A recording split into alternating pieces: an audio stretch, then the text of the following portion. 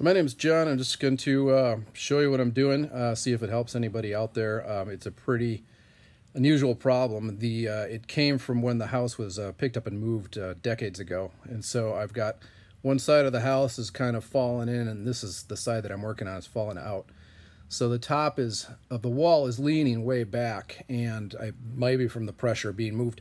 But some of these studs curve in the middle of the stud, way out towards what is the alley. So I am using this 2x4 that I have run a hole in, drilled a hole, and then I run a long screw and I hold it up to the wall, and then I use just plain old shims. I cut a bunch of these on a table saw sled, just a little taper, and so I'll put in a straight shim at the bottom, and then I just use hot glue to kind of hold it in place to keep it from running around, and then I start shimming it up from there. In this particular spot by the window, it's really nasty.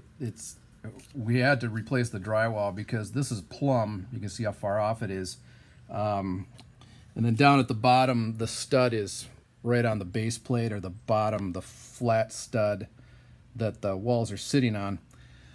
And so up here at the top of the window, I'm going to put my hand in here. It's about, I might be able to put in a stud flat to fill some of that to give me a place to put my drywall screws in when we go to do the sheetrock around the window. So yeah, it's always something with an old house.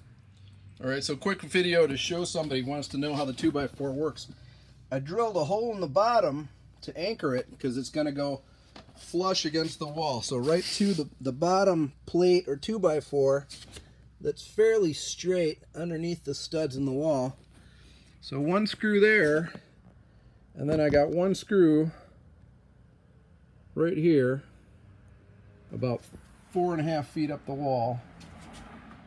So I drill it on there, and then I've got nothing up there to give me space, so I put a 4-foot piece in there, kind of sandwich it in there, and so I can't really air nail it very easily. Other guys probably would do that, but I'm just using a hot glue gun to just tack it, and then I'll come back with an air nailer, or if it's long enough or thick enough, what I'll do is I'll drill it with my drill over here, and then I got my trusty Milwaukee, and I'll put just a drywall screw in there, and that's the method. So I've got my my shim box, and yeah, once it's on there, it works pretty well. It's off to the races.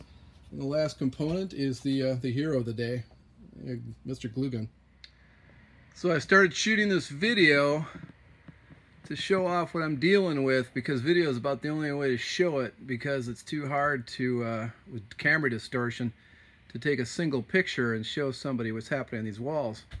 So I got these furring strips that taper down because the house was picked up and moved, and this is the side that's falling out. The other side of the house is falling in, and so right down here you can see how it tapers to nothing.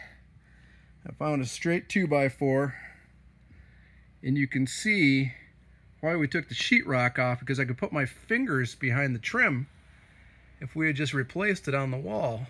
And so that spacer up there at the top, that gives me a nice plumb straight up and down angle. But you can see just how far off it is from plumb top to bottom. So that's what I'm fixing.